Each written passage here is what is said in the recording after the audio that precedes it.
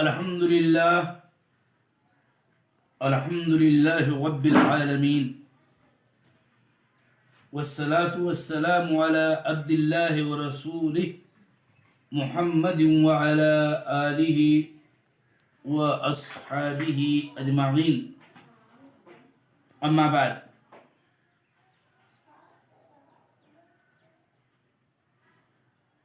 عقیدہ طحاویہ عقیدہ واسطیہ کا درس جاری ہے۔ شیخ الاسلام ابن تیمیہ نے اسماء و صفات کا کتاب و سنت دونوں کی روشنی میں تذکرہ کیا ہے۔ قواعد و ضوابط، اصول،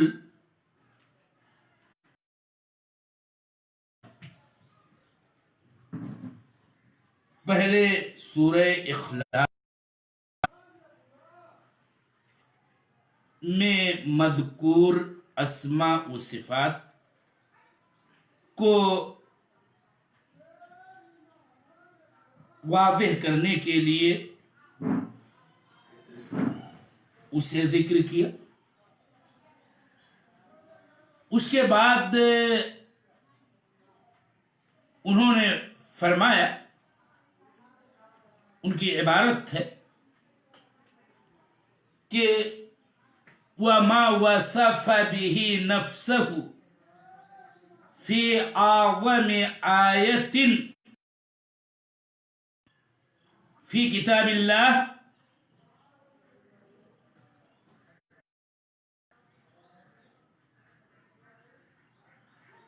من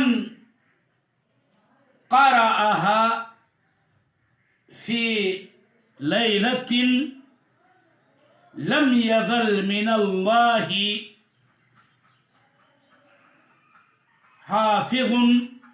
ولا یقربہ شیطان حتی یصبح۔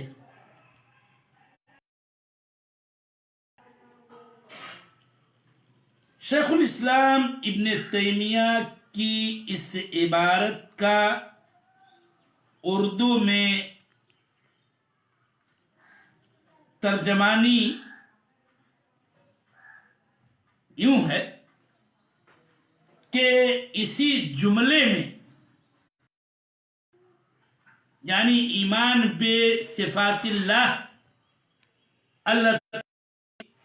ذکرہا اللہ تعالی فی کتابی میں سے وہ صفات باری تعالی بھی ہیں جن سے اللہ جل وعلا نے اپنے آپ کو کتاب اللہ کی سب سے عظیم آیت کریمہ میں موصوف کیا ہے، یعنی آیت الکرسی میں۔ اور اسی لیے تو کہ اللہ تعالی نے اس میں بہت سارے اوصاف کمال و جلال و جمال سے اپنے آپ کو موصوف کیا ہے، اور اس لیے بھی عظیم الشان ہے یہ آیت کریمہ کتاب اللہ کی۔ تبھی تو اللہ کے رسول ہی نے فرمایا ہے کہ جس نے رات میں اس آیت کریمہ کو پڑھ لیا تو اللہ کی طرف سے ایک نگراں اس کے لیے متعین ہوتا ہے، مقرر ہوتا ہے، اور شیطان اس کے قریب نہیں جاتا پوری رات تا کہ صبح ہو جائے۔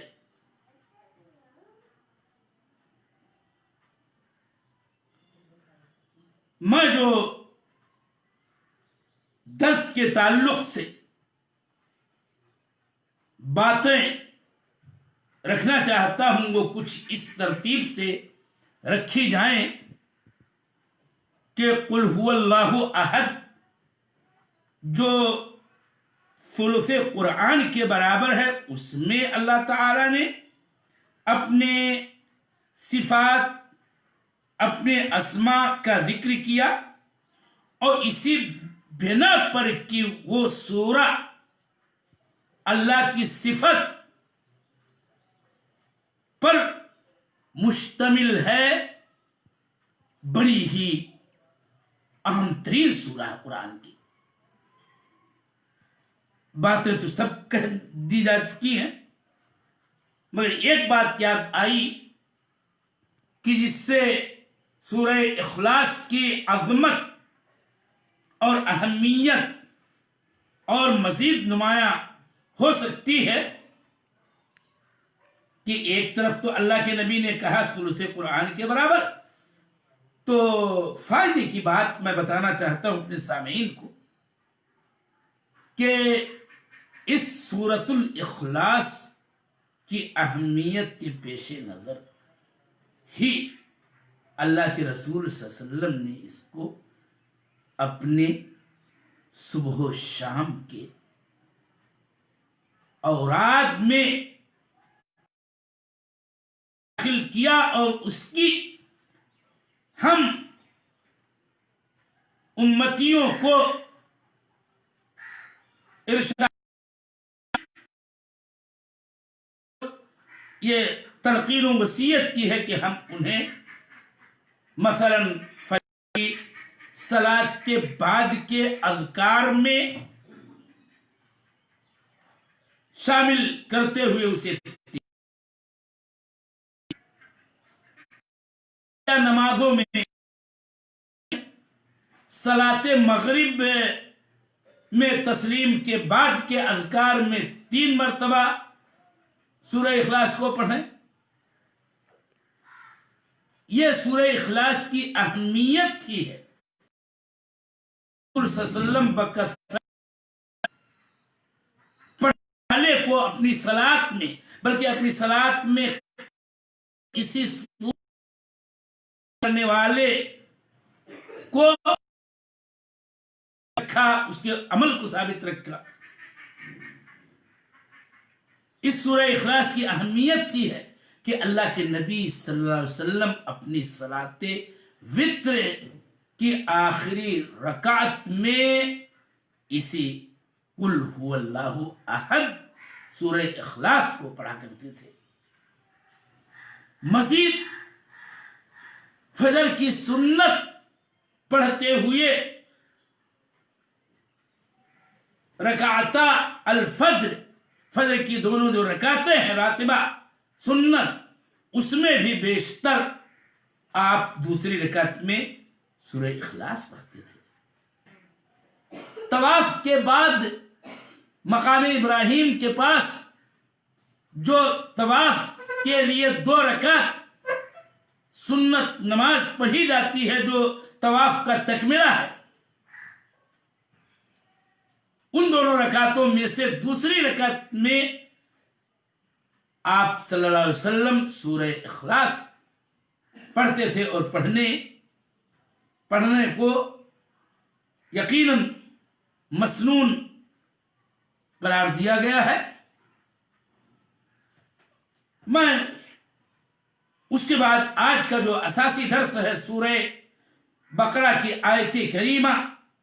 جس کو آیت الکرسی کہا جاتا ہے، اور اس کو یہاں شیخ الاسلام ابن تیمیہ لا رہے ہیں اس لیے کہ یہ آیت اللہ تعالی کے اسماء اور اس کے عظیم ترین صفات پر مشتمل ہے، اور اسی لیے آیت الکرسی کو کتاب اللہ کی، قرآن کریم کی اعظم آیت یعنی سب سے عظیم الشان آیت کہا گیا ہے۔ یہ قرآن کی سب سے عظیم آیت کہنا یہ حدیث صحیح سے ثابت ہے کہ نبی صلی اللہ علیہ وسلم نے صحابی جلیل ابی ابن کعب رضی اللہ تعالی عنہ سے پوچھا کہ اتدری ایو آیت فی کتاب اللہ معک اعظم،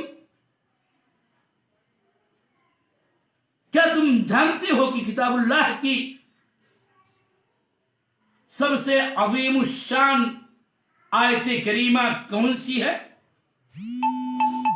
صحابی رسول نے پہلے اللہ و رسولہ عالم کہا، پھر جب آپ نے اس سوال کا اعادہ کیا تو ابی بن کعب رضی اللہ تعالی عنہ نے جواب دیا کہ اللہ لا الہ الا هو الحی القیوم۔ اللہ کے نبی صلی اللہ علیہ وسلم نے آپ کے سینے پہ ہاتھ رکھتے ہوئے کہا تھا، سینے پہ ہاتھ کی تھپکی دیتے ہوئے کہا تھا کہ لِيَحْنِكَ الْعِلْمُ أَبَا الْمُنذِرِ، کہ علم تمہیں راس آئے اے ابو المنذر۔ یہ ابی بن کعب رضی اللہ تعالیٰ عنہ کی کنیت ہے، اور یوں گویا آپ صلی اللہ علیہ وسلم نے تصویب فرمائی ابی بن کعب کے جواب کی، جس سے یہ ثابت ہوتا ہے کہ کتاب اللہ کی سب سے عظیم آیت کریمہ یہی اللہ لا الہ الا هو الحی القیوم یعنی آیت الکرسی ہے۔ اور اس کی عظمت کی وجہ اور سب سے اعظم ہونے کی علت یہی ہے کہ ان هذه الآیات علی اسماء اللہ الحسنى آتہ العلیٰ ما مشتمل علیہ آیت اخرى من کتاب اللہ، کہ کتاب اللہ کی یہ آیت اللہ تعالیٰ کے اسماء حسنہ اور صفات علیٰ پر اس طور پر مشتمل ہے کہ اور کوئی اکیلی آیت دوسری قرآن کی اس اسماء و صفات اور اس قدر عظیم ترین اسماء اور اہم ترین اور کامل ترین صفات پر مشتمل نہیں ہے۔ اور اسی لیے رسول اللہ صلی اللہ علیہ وسلم کی حدیث کی روشنی میں اور آپ کے تصویر کی روشنی میں یہ بات ہمیں معلوم ہوئی کہ یہ قرآن کی سب سے عظیم آیت کریمہ ہے۔ اس آیت کا نام آیت الکرسی ہے، اس کی وجہ یہ ہے کہ اس آیت میں وسع کرسیہ السماوات والارض والے حصے میں لفظ کرسی وارد ہے، اور یہ ہے اللہ تعالی کی کرسی کا ذکر اس اکیلی اسی آیت بقرہ ہی کے اندر ہے، اور کسی جگہ پر قرآن کریم کی آیتوں میں سے کسی آیت میں یہ لفظ نہیں موجود ہے۔ وَلِذَلِكَ سُمِّيَتْ هَذِهِ الْآيَةُ بِآیَةِ الْکُرْسی، اسی لیے اس آیت کو آیت الکرسی کہا جاتا ہے۔ کرسی کا کیا معنی ہے؟ جب ہم اس آیت کی ایک ایک حصے اور ایک ایک اس کے جز کی تشریح کریں گے تو آخر میں السماوات والارض پر جب آئیں گے تب ہم کرسی کا معنی و مطلب بیان کریں گے۔ اس کے بعد ہم اللہ تعالیٰ کی توفیق سے اس آیت کی یوں تشریح کریں گے کہ اس میں اللہ تعالی کا ذکر کیا ہوا اس کا پیارا نام اور اس کے بیان عظیم و کامل اور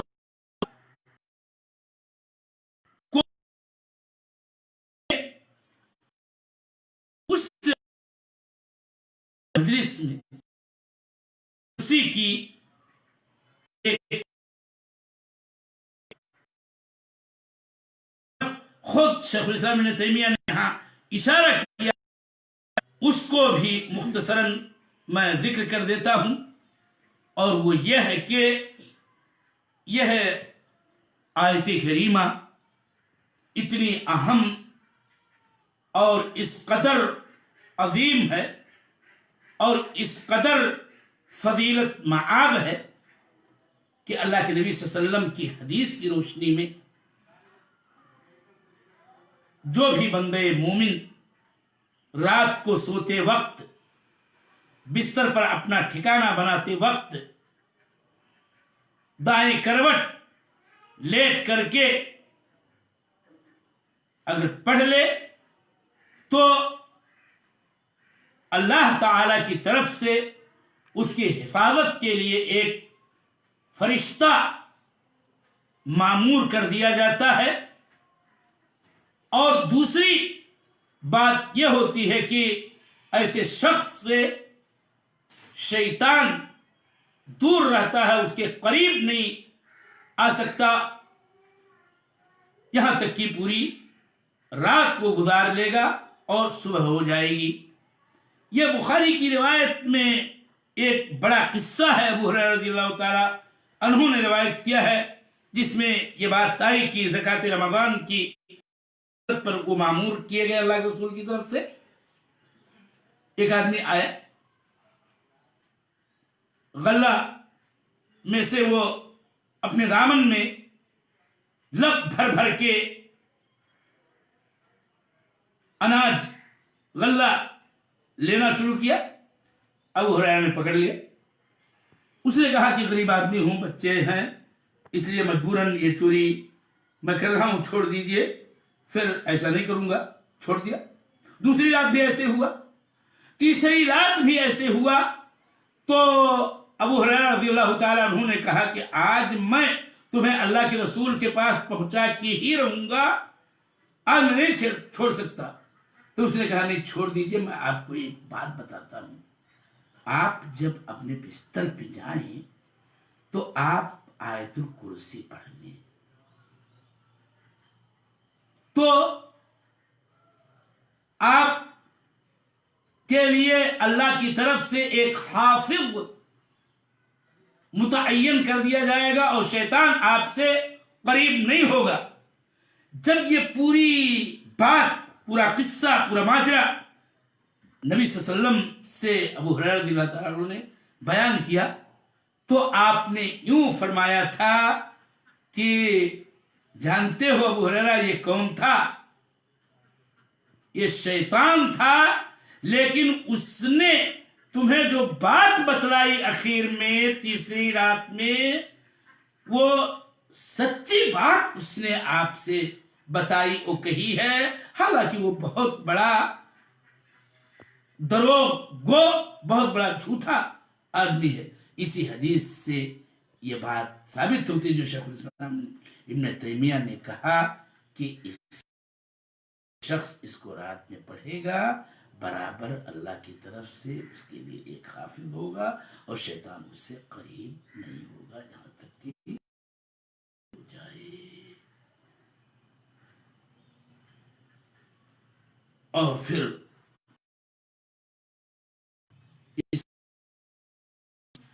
اور اس بالاختصار تشریح